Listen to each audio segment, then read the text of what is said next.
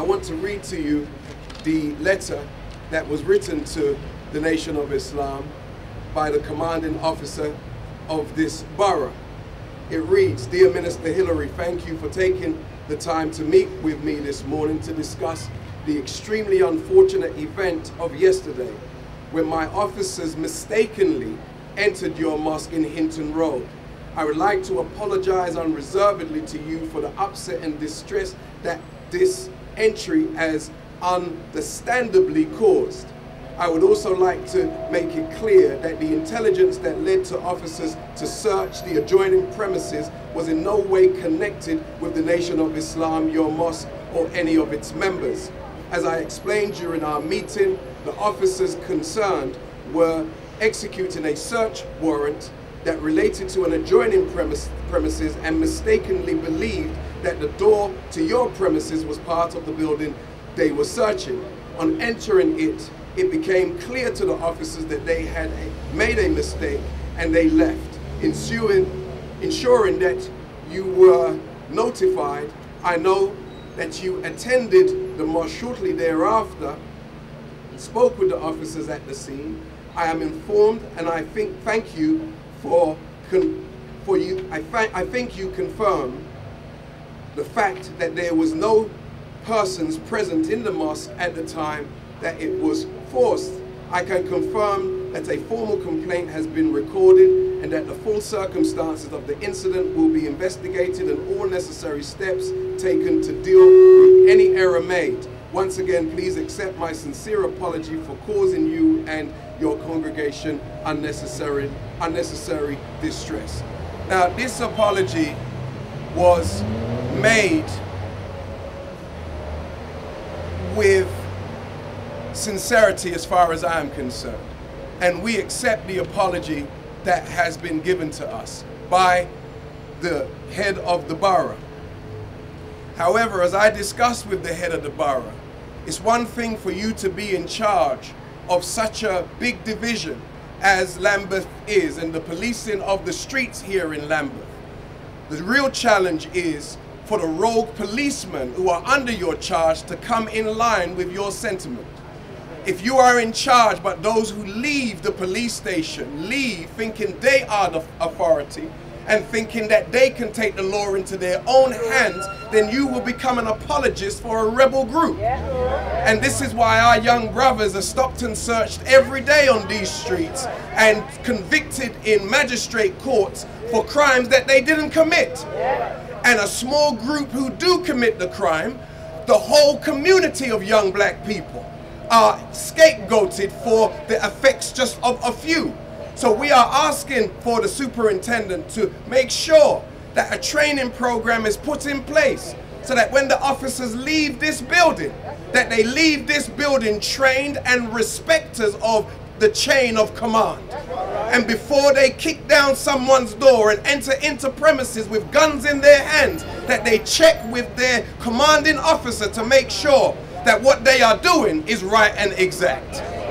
We are in a time where people's homes are being raided and dogs are being let loose in their homes to search out that which is not in the homes. And we are left distressed, and many of our people suffer tremendous psychosis because of what they have suffered and knowing nothing about what is taking place. So we are not here to overemphasize the point, because an apology is made and we accept the apology. However, we want the police to know, and we want them to publish to us, which they said that they will, the actions that have been that will be taken for the sergeant who led a team of police into a building that he had no right being in. None at all. This is a breach of his chain of command. And anybody who breaches a chain of command must be severely reprimanded. So we look forward for accountability now for those who break their own law that they are sworn to uphold. We don't have an axe to grind against the police. We thank them for what they do in sincerity. But that rogue nation, that rogue element that has infiltrated the police, we want them to be apprehended and we want them to be given their marching orders. And we want those kind of disciplinary acts to be published so that the black community will know that the best and the finest that Brixton have are walking our streets and will handle our people with care.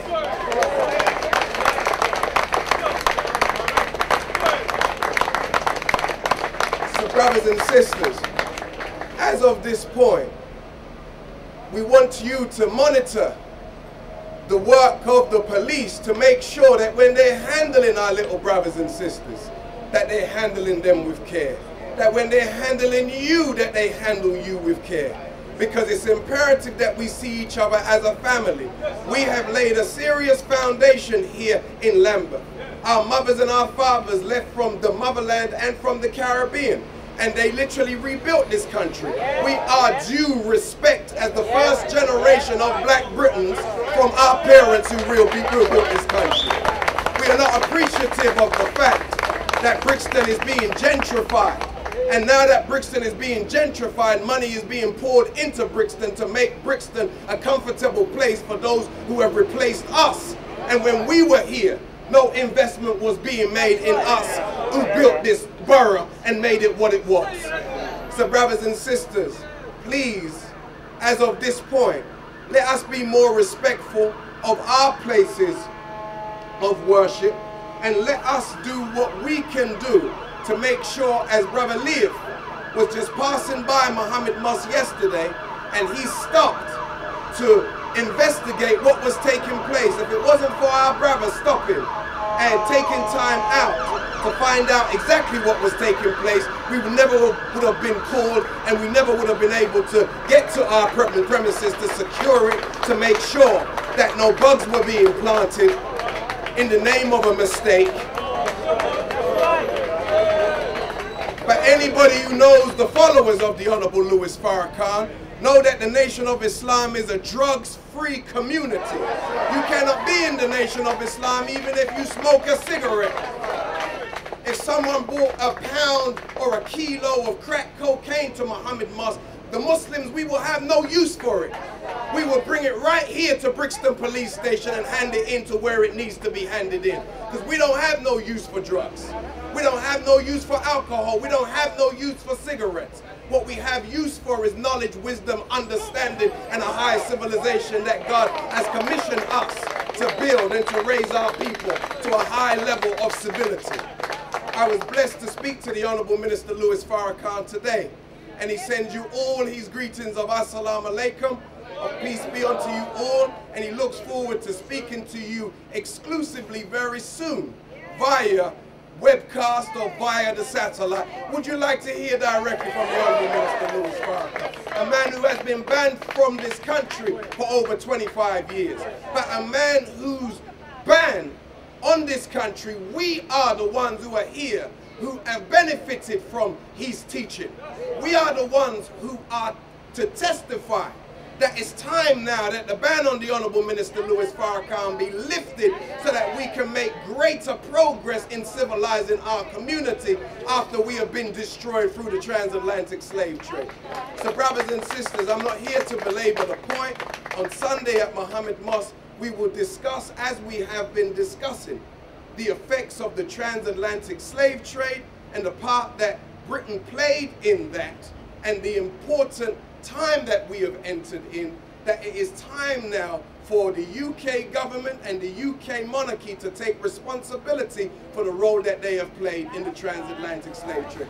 Thank you, brothers and sisters. I leave you in peace. Assalamu alaikum. And please, as we leave from this place, let's show each other love. An apology has been made.